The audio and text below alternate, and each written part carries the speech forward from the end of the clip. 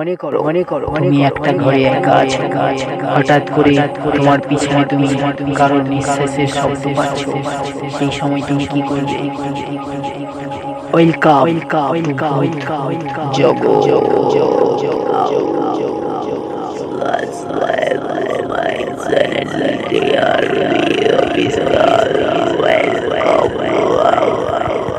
ঘটনাটি ভালো করে উপভোগ করার জন্য হেডফোন ইউজ করা জরুরি। যেমন আমি আপনার বাঁ দিক থেকে কথা বলছি, তেমন আপনি আপনার ডান দিকে হেডফোনটি ঢুকিয়ে রেখেছেন। ভালো করে হেডফোনটি লাগিয়ে আর উপভোগ করুন আমাদের অডিও। এই ঘটনায় কেউ প্রাইভেসি নেবেন না, কেউ প্রাইভেসি করবেন না। যে প্রাইভেসি করবেন তেনাদের বিরুদ্ধে আইনগত ব্যবস্থা নেওয়া হবে। ধন্যবাদ সবাইকে।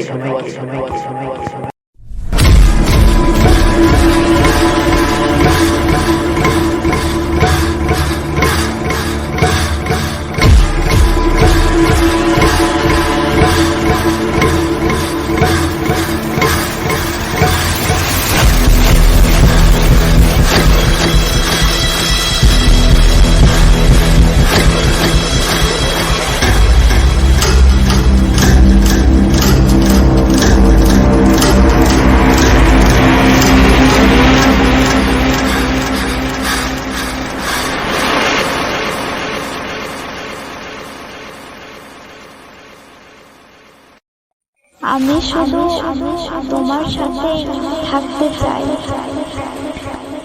না, তুমি চলে যাও, প্লিজ চলে যাও।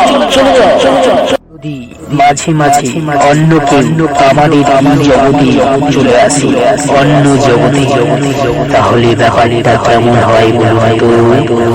খুব ভয়ঙ্কর হয়, তাই না? সবটা কি মাঝে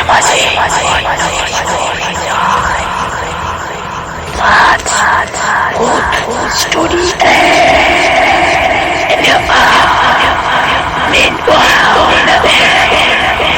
subscribe my channel, press the bell icon, please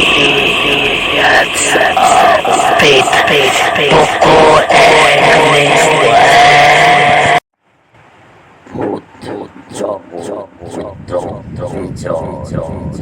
বিশ্বাস করা না করা আপনাদের ব্যাপার। এই ঘটনা কাকতালীয় ভাবে নেবেন না। এই ঘটনা যারা প্রাইভেসি নেবেন তাদের বিরুদ্ধে আইনিভাবে যথাযোগ্য ব্যবস্থা নেওয়া হবে। যারা চলুন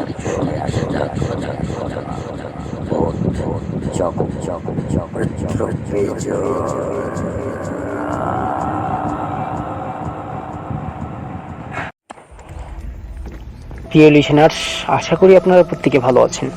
আমিও ভালো আছি। আজকে ঘটনাটি আমাকে পাঠিয়েছে আমাদেরই একজন শ্রদ্ধেয় মানুষ, যার নাম হচ্ছে সৌভিক জেঠু। আপনারা এই ঘটনাটি শুনে দেখবেন। আশা করি এই ঘটনাটি আপনাদের সবারই ভালো লাগবে। তো সৌভিক জেঠু আমাকে কিছু বিষয় এখানে বলতে না বলেছেন, তিনি তাই জন্য আমি বলছি না। তেনার নামটা শুধু বলার উল্লেখ আছে এবং তিনি একটি হসপিটালে কাজ করতেন, সেটা বলার উল্লেখ আছে। তো ঘটনাটি আমাকে সৌভিক জেঠু যেভাবে পাঠিয়েছে আমি সেভাবেই বলবো। তো তার আগে আমার কিছু কথা রয়েছে আপনাদের উদ্দেশ্যে। আমি বলি, প্রিয় লিসেনার্স, আপনারা যদি সাবস্ক্রাইব না করেন আমাদের চ্যানেলকে, তাহলে আমার পক্ষে আপনাদের জন্য এই রকমের ভিডিও বা হরর ঘটনা নিয়ে আসা সম্ভব নয়। এবারে কিন্তু এটা একদম সত্য ঘটনা, বিশ্বাস করা না করা সেটা আপনাদের ব্যাপার, ঠিক আছে? এবং দেখুন, আমি কিন্তু প্রচুর কষ্ট করে আপনাদের জন্য ভিডিও বানিয়ে থাকি। হ্যাঁ, জানি ভিডিওতে আপনারা কিছু দেখতে পান না, কিন্তু আপনারা শুনে উপভোগ করতে পারবেন আশা করি।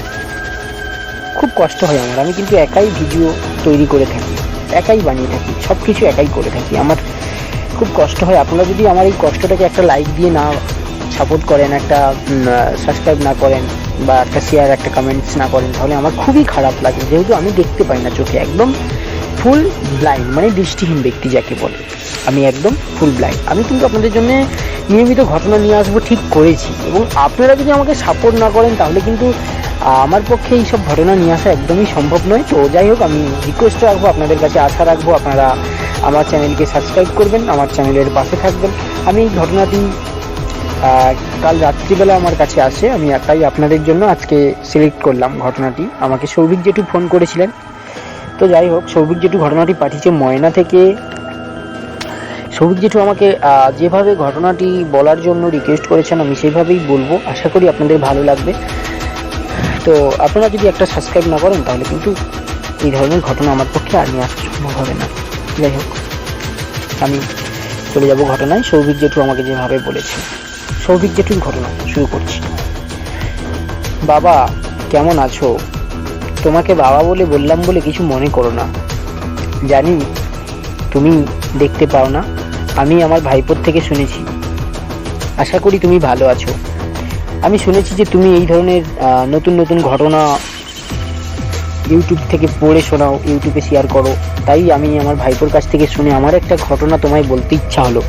তোমার যদি ঘটনাটি ভালো লাগে বাবা, তাহলে তুমি তোমার ইউটিউবে প্রচার করে শোনিও। বাবা, আমার বয়স কিন্তু 70-এর কাছাকাছি এখন। আমি কিন্তু ঘটনা লিখতে পারি না, আমার ছেলেকে দিয়ে লেখাচ্ছি। তো বাবা, যেটা বলার ছিল তোমায়, এই ঘটনাটি আমার মানে চাকরি জীবনের প্রথম ঘটনা এবং চাকরি জীবনের শেষ ঘটনা। আমি কিন্তু এরপরে আর চাকরি করিনি। এই ঘটনাটি আমার সঙ্গে ঘটার পর, আমি আগে অ্যাম্বুলেন্স চালক ছিলাম, মানে লাশ বয়ে আসা, লাশ দিয়ে আসা, এইসব কাজ করতাম। লাশ বয়ে আনার কাজ, লাশ দিয়ে আসার কাজ, এরকম করতাম। আমি কিন্তু রাত 2টো 3টা 4টা পর্যন্ত গাড়ি চালাতাম, কিন্তু কোনোদিন আমার সঙ্গে কোনো অদ্ভুত ঘটনা ঘটেনি। তো বাবা, কথা না বাড়িয়ে আমি চলে যাব মূল ঘটনায়। শুরু করছি আজকের ঘটনাটি। সৌভিক জেঠু আমাকে যেরকম পাঠিয়েছেন আমি সেরকমই বলছি। তো প্রিয় লিসেনার্স, আজকের ঘটনাটি অনেক অনেক অনেক অনেক ইন্টারেস্টিং হতে চলেছে। তো যদি ভালো লাগে please one like, one comment এবং subscribe my channel TRP official. Thank you. শুরু করছি আজকের ঘটনা। বাবা, যেটা বলছিলাম তোমাকে, আমি লাশ বয়ানা, লাশ দিয়ে আসার কাজ করতাম। দীর্ঘ আমি প্রায় 20 বছর গাড়ি চালিয়েছি, কিন্তু আমার সঙ্গে কোনোদিনও কোনো খারাপ ঘটনা ঘটেনি। সেবারে আমার চাকরি 18-19 বছর হয়ে যাবার পর সেই ঘটনাটি আমার সঙ্গে ঘটে এবং আমার 50 বছর বয়সে আমি চাকরিটা ছেড়ে দিই। ঠিক আছে, তখন আমার বয়স প্রায় 49-এর কাছাকাছি। আমি গাড়ি চালাতাম এবং আমি কিন্তু গাড়ি চালাতাম যখন, আমি কিন্তু খুব ড্রিঙ্ক করে থাকতাম বাবা। আমি কিন্তু ড্রিঙ্ক করতাম, প্রচুর ড্রিঙ্ক করতাম এবং আমি কিন্তু কাউকে ভয়ও পেতাম না। আমি কিন্তু খুবই অত্যন্ত সাহসী ছিলাম। আমি কিন্তু জানতাম না যে ভূত বলে কিছু আছে, কিন্তু এখন এই ঘটনা ঘটার পর আমি বিশ্বাস করি যে আমাদের জগতে যেরকম আমাদের সম্পর্ক আছে, সেরকম আমাদের জগতের বাইরেও কিছু রয়েছে, কারো অস্তিত্ব রয়েছে, আমি এটা মনে করি। তো যাই হোক, আর দেরি না করে চলে যাবো ঘটনায়। ঘটনা যদি ভালো লাগে আপনারা একটা করে সাবস্ক্রাইব করবেন আমার চ্যানেলকে। ধন্যবাদ। বাবা, সেবারে কি হলো, আমি গাড়ি চালিয়ে প্রায় 3টার দিকে হাসপাতালে ফিরলাম। ফিরে আমি একটা বিস্কিট আর 1 গ্লাস পানি খেয়ে শুয়ে পড়লাম বাবা। আমি কিন্তু বিহারি, আমার বাড়ি কিন্তু ঝাড়খণ্ড, ঠিক আছে? আমি কিন্তু ময়নাতে এখন থাকি। যাই হোক, সেবারে বেশ কিছুদিন চলে গেল, লাশ দিয়ে আসা, নিয়ে যাওয়া সব কিছুই করতাম, লাশ বোয়ার কাজ করতাম আমি, ঠিক আছে? কিছুদিন চলে গেল, প্রায় 1 মাস। হঠাৎ একদিন রাতে আমি শুয়ে আছি, 11টা বাজে, 11টা সাড়ে 11টা, আমার দরজায় নক এসে পড়লো। দরজা খুলে দেখি রতন দাঁড়িয়ে আছে বাইরে। রতন কিন্তু একটা ওয়ার্ড বয় আমাদের হাসপাতালের। রতন আমাকে বলতে লাগলো, রবিদা, তোমাকে মহাদি ডাকছে। ঠিক আছে, এত রাতে মহাদি ডাকছে কেন, কি হয়েছে কি বলতো? জানি না সবিদা, মনে হয় লাশ এসছে বা কেউ মারা গেছে। আমি তো ছিলাম না, আমি তো ছুটিতে ছিলাম, আমি তো আজ বিকেলেই এলাম, এত কিছু বুঝতে পারছি না। চলো তুমি। আমি ওর পিছু পিছু গেলাম। গিয়ে যখন মহুয়াদিকে বলি, কি হয়েছে মহুয়াদি, আমায় ডাকছো? মহুয়াদি আমায় বললেন, হ্যাঁ সৌভিক বাবু, তোমায় ডেকেছি আমি। আচ্ছা, তুমি তো রাতে গাড়ি চালাও, আমাদের তো ড্রাইভার তেমন নেই, তুমি তো জানো। এই দুজনই নাইটে ছিল, বেরিয়ে গেছে, আর এখন তুমি আছো। হঠাৎ একজন মারা গেল, তো তার বাড়ি তো অনেকটা দূরে, তোমাকে যেতে হবে সেই ঘাটাল। তো তুমি কি লাশটা পৌঁছে দিয়ে আসতে পারবে? এর জন্য যথাযথ পারিশ্রমিক তুমি পাবে। আমি কিছুক্ষণ ভাবলাম, ভেবে বললাম যে হ্যাঁ, না যাবার কি আছে, যাব, কিন্তু এটা মেয়ে না ছেলে, মানে মহিলা না পুরুষ? তিনি বললেন যে চলো তুমি আমার সঙ্গে নিজেই চলো, লাশটা দেখে নাও, যেহেতু তুমি নিয়ে যাবে। আমি বললাম ঠিক আছে, চলুন তাহলে। গিয়ে যখন দেখি একটা প্রায় 18 থেকে 20 বছরের মেয়ে, বিষ খেয়েছিল আজ থেকে 3 দিন আগে, হাসপাতালে ভর্তি হয়েছিল, আমি দেখেছিলাম। তারপর থেকে আর দেখিনি, আজ হঠাৎ করে মারা গেছে। যাই হোক, আমি মহুয়াদিকে বললাম যে ঠিক আছে মহুয়াদি, আমি তো যাব, কিন্তু আজকে না গেলে হয় না, কালকে সকালে যেতাম, আমার শরীরটাও একটু ভালো নয়। তখন আমাকে মহুয়াদি বলল, দেখো সৌভিক, তুমি যদি আজকে না যাও তাহলে কিন্তু অনেকটা ক্ষতি হয়ে যাবে, লাশটা পচিয়ে যাবে, তাই না? তুমি বরঞ্চ নিয়ে যাও, এই নাও। এই বলে মহুয়াদি আমার হাতে 1 গাদা টাকা গুঁজে দিয়ে বললেন, যাও নিয়ে যাও। অবস্থা, আমি আর কি করব, বেরিয়ে পড়লাম গাড়িতে, লাশটাকে পিছনে তুলে চালাতে লাগলাম। কতক্ষণ গাড়ি চালিয়েছি মনে নেই, আমার একটু -1 পেতে আমি গাড়িটা এক সাইডে দাঁড় করে নামলাম। যেখানে আমি নেমেছি সেখানে শুধু জঙ্গল। নেমে টয়লেট করছি, এমন সময় গাড়ির ভেতর থেকে ছুপছুপ করে কি একটা আওয়াজ আসে। আমি পিছনে ঘুরে দেখি, কই কিছুই নেই, লাশটা যেভাবে শোয়ানো ছিল সেভাবেই আছে। দরজা খুলে দেখলাম সবই ঠিকঠাক। আমি আর কিছু না বলে একটা সিগারেট জ্বালিয়ে সিগারেট টানতে টানতে গাড়িতে উঠে এলাম। গাড়িতে উঠে এসে বসে ভাবছিলাম যে আজকে কি লাশটা নিয়ে আসা আমার ঠিক হলো, যা আছে কপালে, ভগবানের নাম নিয়ে গাড়িটা ছাড়লাম। তো সকালে আমি যথারীতি বাড়ি পৌঁছে গেলাম। ওনার লাশটাকে দিয়ে কাগজপত্র সব কিছু ঠিকঠাক করিয়ে আমি আবার ব্যাগে ফের 12টা থেকে 2টোর মধ্যে দুপুরবেলা হাসপাতালে পৌঁছলাম। হাসপাতালে পৌঁছে খাওয়া দাওয়া করে স্নান পান করে আমি ঘুমিয়েছি। তখন বাজে রাত 11টা। উঠে খাওয়া দাওয়া করে, যেহেতু আজকে আমার কোনো লাশ আসেনি, তাই আমাকে মনে হয় কোথাও যেতে হবে না, আমি শুয়ে আছি। ঘুমিয়ে থাকতে থাকতে ঘুমিয়ে পড়লাম। এমন সময়ে স্বপ্নে দেখি সাদা শাড়ি পরা একটা মহিলা এসে আমায় বলছে, কিরে বেশ তো শান্তিতে ঘুমিয়ে আছিস, আমি যে শান্তিতে ঘুমোতে পারছি না, একটু জল দে না রে, একটু জল। এরকম করে প্রায় 3-4 বার বলছে। আমি ধরপড় করে বিছানা থেকে উঠে লাইটটা জ্বেলে দিলাম। কই, রুমের ভিতরে কিছু নেই, কিন্তু একটা খুব সুন্দর ধূপের গন্ধ বেরোচ্ছে। যেরকম মরা পোড়ালে দাহ করলে যেরকম একটা ধূপ দেয়, সেরকম ধূপের খুব সুন্দর সেন্ট আসছে। আমি ভাবলাম, দূর, হয়তো আমার মনের ভুল হবে, কেউ হয়তো ধূপ ফুপ জ্বালিয়েছে আশেপাশে, তার জন্য গন্ধ আসছে। যাই হোক, আমি ঘুমিয়ে পড়লাম। সেই রাতে আমার সঙ্গে আর কিছু ঘটলো না। ব্যাপারটা আমি সকালে কাউকে বলিনি, যদি হাসাহাসি করে কেউ, তার জন্য কাউকে বলিনি। এই রকম ঘটনাটা আমার সঙ্গে প্রায় 3-4 দিন, 5 দিন, 6 দিন ঘটতে থাকে, প্রায় মানে যখনই আমি ঘুমোতাম বা আমি যদি কাউকে কোনো লাশ গাড়িতে নিয়ে যেতাম, দেখতাম আমার আশেপাশে কেউ যেন আছে। আমি কিন্তু মানে ভয় পেতাম না। ভয় পেলাম আমি সেদিন রাতে, যেদিন তাকে সরাসরি দেখলাম, সেই দিন রাতেই আমি ভয়টা পেলাম। কিন্তু সত্যি কথা আমি বলছি বাবা, শোনো বিজয়, তো সেদিন ছিল প্রায় তোমার 18ই এপ্রিল মনে হয় হবে। খুব গরম পড়েছে, প্রচণ্ড গরম। তো আমি ব্যালকনিতে দাঁড়িয়ে সিগারেট খাচ্ছিলাম। সিগারেট খেতে খেতে আনুমানিক রাত 11টা থেকে 11:30 বেজে গেছে। আমি খাওয়া দাওয়া করে একটা হুইস্কির বোতল নিয়ে খেয়ে প্রায় 12টা 1টার দিকে ঘুমিয়ে পড়ি। ঘুমিয়েছি, একটা গান শুনছিলাম, শুনতে শুনতে মোবাইলের চার্জ শেষ হয়ে গেল। যথারীতি আমি মোবাইলটা চার্জে বসিয়ে শুয়ে পড়লাম। ঘুম ধরে গেছে আমার। কানের কাছে এসে কেউ বলছে, কি রে, জল দিবি না?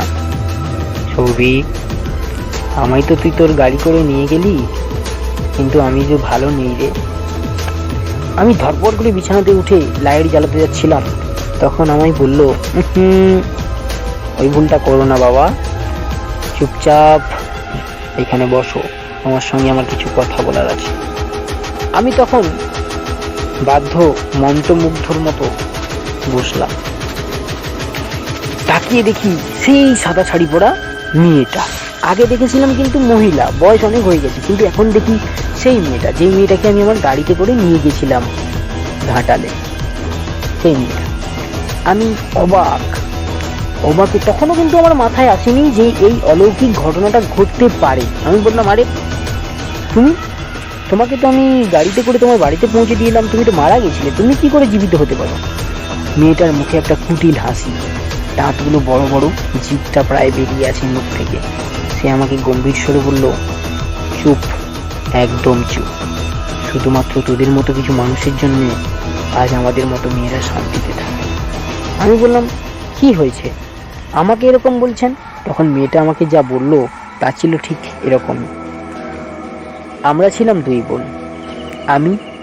আমার নাম অনামিকা, আমার বোনের নাম নয়নিকা। আমার বোন ক্লাস 7-এ পড়ে, আমি ফার্স্ট ইয়ারে পড়তাম, অনার্স হিস্ট্রি নিয়ে ফার্স্ট ইয়ারে পড়তাম। তখন আমার বয়স ছিল 20 বছর। এই কিছুদিন আগে আমাকে একজন ছেলে ভালোবাসত, আমি তাকে ভালোবাসতাম না, কিন্তু সে আমাকে অনেক দিন আমার পিছনে ঘুরেছে। অবশেষে আমি রাজি হয়ে গেলাম। রাজি হয়ে তার সঙ্গে আমার সম্পর্কের প্রায় 6 মাস। তখন আমি তার বাড়িতে গেলাম। সে আমাকে যখন তার বাড়িতে নিয়ে গেছিল, তার বাড়িতে কিন্তু কেউ ছিল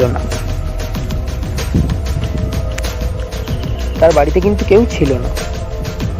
সে আমাকে বলল, কি ব্যাপার, তুমি এমন করছো নয়নিকা, কি হয়েছে তোমার? আমি তাকে বললাম, দেখো আমার না ভালো লাগছে না, আমি একটু বাড়ি যেতে চাই। নয়নিকা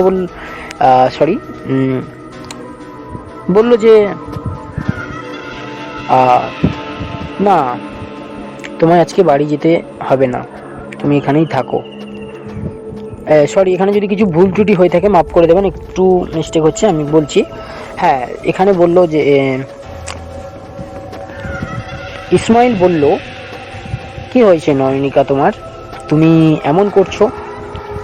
নয়নিকা ইসমাইলকে বলল, না আমার ভালো লাগছে না, আমি একটু বাড়ি যেতে চাই।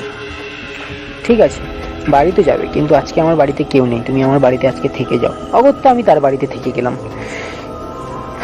রান্না বান্না করে খাওয়া দাওয়া করে আমরা দুজন আলাদা আলাদা রুমে ঘুমিয়েছি। রাত তখন 2টো। ছেলেটা আমার সঙ্গে আমার রুমে এসে জোর জবরদস্তি করে আমার সঙ্গে অসভ্যতামি করে। যথারীতি তারপরের দিন সকালবেলা আমি বাড়ি ফিরে এলাম। আমার চেহারা বিধ্বস্ত লাগছিল। আমার বাবা দেখে বললেন, কি হয়েছে মা নয়নিকা, তোর চেহারা এমন লাগছে? আমি কিছু বললাম না, একটা মুচকি হাসি দিয়ে রুমে চলে গেলাম। তারপরে তো বাকিটা আপনারা জানেন। আমি বিষ খেয়ে হাসপাতালে ভর্তি হই। 3 দিন পর আমার মৃত্যু হয়। এখন আপনাকে একটা কাজ করতে হবে সৌভিক বাবু, বলুন কি কাজ করব? আমি তখন ভয় পেয়ে টান উত্তেজনা লাগছে, আমার শরীর থেকে যেন ঘাম বের হচ্ছে, আর মনে হচ্ছে আমি যেন কোনো একটা অন্য জগতে বাড়ি গিয়ে ফেলেছি। আমি ভয় কাঁপাকাঁপি করলাম। তখন মেয়েটা আমাকে টাচ করে বলল, শান্ত হন সৌভিক বাবু, আমি আপনার কোনো ক্ষতি করব না, আপনি আমাকে একটু জল খাওয়াতে পারেন? আমি ধরপড় করে উঠে মেয়েটাকে জলের গ্লাসে দিয়ে দিলাম। মুহূর্তের মধ্যে মেয়েটা জলের গ্লাস হাওয়া করে দিল। জলের গ্লাস পুরো ফাঁকা। আমি মেয়েটির পাশে আবারও গিয়ে বসলাম। মেয়েটি আমায় বলল, সব কিছু প্রমাণ আপনি জোগাড় করে ছেলেটাকে শাস্তি দেবেন। আসি আমি সৌভিক বাবু, কথা দিন। আমি ভয় কাঁপা কাঁপা গলায় বললাম, ঠিক আছে, কথা দিলাম। এই কথা বলার সঙ্গে সঙ্গে দেখি মেয়েটা আর নেই। আমি পরের দিন সকালে উঠে পুলিশের কাছে গিয়ে সব কিছু বললাম। পুলিশ, এখানে একটা কথা বলা ভালো, যেহেতু মেয়েটার লাশটা পোস্টমর্টম করার কথা ছিল কিন্তু তার বাড়ির লোক কাটাছেড়া করতে চায়নি, তার জন্য পোস্টমর্টম করা হয়নি। তো যাই হোক, পুলিশ আমার কথা বিশ্বাস করলো না। ঠিক তার কিছুদিন পর ছেলেটা তার অপরাধ নিজে এসে স্বীকার করলো। ছেলেটা অপরাধ স্বীকার করার সঙ্গে সঙ্গে ছেলেটা আজও জেল খাটছে। জানি না তিনি এখন কেমন আছেন, কিন্তু এইসব লোকের বেঁচে থাকার থেকে মরে যাওয়া অনেক ভালো। তো প্রিয় লিসেনার্স, এই ছিল আজকের ঘটনা। সৌভিকবাবু যা বলেছেন, নমস্কার, বাবা, আশা করি ঘটনাটি তোমার অনেক ভালো লাগবে। জানি তুমি দেখতে পাও না, এক ধরনের প্রতিবন্ধকতা তোমার জীবনে আছে, তো এইগুলোকে মনে না করে তুমি এগিয়ে যাও সামনের দিকে। আশা করি তুমি অনেক উন্নতি করতে পারবে। এবং আমি আরও আমার বেশ কিছু ঘটনা আছে, তবে আমার নয়, আমার বন্ধুদের আমি তোমায় শেয়ার করব। এখন তো বয়স হয়ে গেছে সেরকম, বুঝতেই পারছো, তেমন ভালো করে মনে রাখতে পারি না। তো বাবা, তুমি ভালো থেকো এবং ভূত জগৎ দীর্ঘজীবী হোক, এটাই কামনা করি। আশা করি তুমি ভালো থাকবে এবং আমাদেরকে নতুন নতুন ঘটনা উপহার দেবে। আর হ্যাঁ বাবা, আমি তোমার চ্যানেলটি আমার ছেলেকে দিয়ে সাবস্ক্রাইব করিয়ে রেখেছি। আমি তো ফোন টোন ইউজ করতে পারি না, কিপ্যাড ফোন ছাড়া। তো যাই হোক বাবা, আশা করি ঘটনাটি তোমার অনেক অনেক অনেক ভালো লাগবে এবং তুমি যদি ভালো লাগে তাহলে ভূত জগতে প্রচার করিয়ে শুনিও। ভূত জগৎ দীর্ঘজীবী হোক। ধন্যবাদ সবাইকে। তো প্রিয় লিসেনার্স, এই ছিল আজকের ঘটনা। আশা করি আপনারা সকলে শুনলেন ঘটনাটি। যদি ঘটনাটি ভালো লাগে আমাদের চ্যানেলটি সাবস্ক্রাইব করবেন। এবং সোম-মঙ্গল বুধ এই 3 দিন আমি আপনাদের জন্য এরকমের হরর স্টোরি বা ইমেল এপিসোড নিয়ে আসবো। দেখুন, বিশ্বাস করা না করা সেটা সম্পূর্ণ আপনাদের উপরে নির্ভর করে, কিন্তু এই ঘটনাটি একদম সত্য ঘটনা। আপনারা যদি চান তাহলে সৌভিক জেঠুর সঙ্গে আপনারা যোগাযোগ করতে পারেন, আমি যোগাযোগ করিয়ে দিতে পারি সৌভিক জেঠুর সঙ্গে। সৌভিক জেঠুর জীবনে এরকম ঘটনাটা ঘটেছে, সৌভিক জেঠু আপনাদের সরাসরি বলবেন আপনারা যদি চান। ঠিক আছে, তো বিশ্বাস করা না করা সম্পূর্ণ আপনাদের ব্যাপার এবং আপনাদের তবে এটা একদম সত্যি। তো যাই হোক, এরপর থেকে সৌভিক জেঠু কাজ করেননি, কাজ ছেড়ে দিয়েছেন, তার বাড়ি থেকে কাজ করতে দেননি তাকে। যেহেতু তারপর থেকে সৌভিক জেঠুর বেশ কিছুদিন জ্বর ছিল। সৌভিক জেঠু অবশ্যই এটা আমাকে পার্সোনালি বলেছেন ফোনে, আমি আপনাদেরকে বললাম। তো ঠিক আছে, আজকের মতো টাটা সবাইকে, ভালো থাকবেন সবাই। আর পরবর্তীতে আবারও আপনাদের সঙ্গে আমার দেখা হতে পারে বা ঘটনা নিয়ে আসতে পারি নতুন নতুন। আপনারা যদি সাপোর্ট না করেন তাহলে কিন্তু এইভাবে এই রকমের ঘটনা নিয়ে আসা সম্ভব নয়। আগামী সোমবার আমি আপনাদের জন্য একটা ভালো ঘটনা নিয়ে আসার চেষ্টা করব। তো ঠিক আছে, সবাইকে টাটা। মনে করো তুমি একটা ঘরে একা আছো, হঠাৎ করে তোমার পিছনে তুমি কারোর নিঃশ্বাসের শব্দ পাচ্ছ। সেই সময় তুমি কি করবে? ওয়েলকাম জগৎ।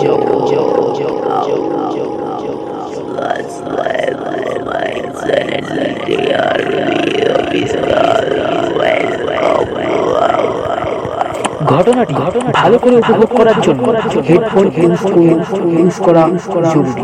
যেমন আমি আপনার বাঁ দিক থেকে কথা বলছি, কেমন আপনি আপনার ডান দিকে হেডফোনটি ঢুকিয়ে রেখেছেন। ভালো করে হেডফোনটি লাগিয়ে আর উপভোগ করুন আমাদের অডিও।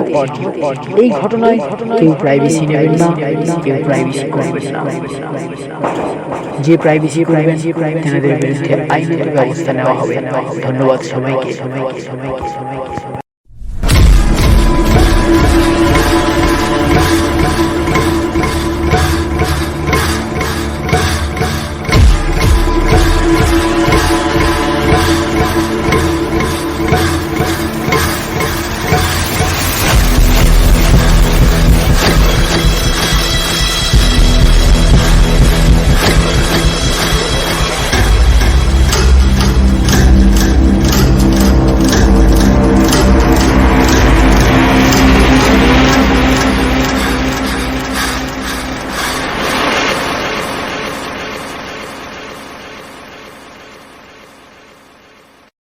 আমি শুধু তোমার সাথে থাকতে চাই। না, তুমি চলে যাও, প্লিজ চলে যাও। মাঝে মাঝে অন্য কেউ আমাদের এই জগতে চলে আসে, অন্য জগতে। তাহলে ব্যাপারটা কেমন হয় বলুন তো? খুব ভয়ঙ্কর হয়, তাই না? সবটা কি মাঝে মাঝে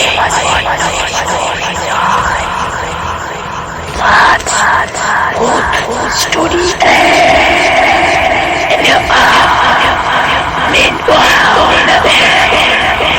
subscribe my channel, press the bell icon, please subscribe Poco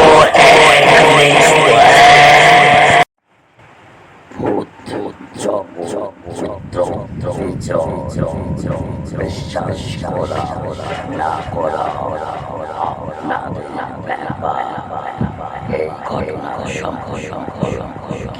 কাকতালীয় ভাবে নেবেন না। এই ঘটনা যারা প্রায় তাদের বিরুদ্ধে আইনি ভাবে যথাযোগ্য ব্যবস্থা যারা চলুন জগৎ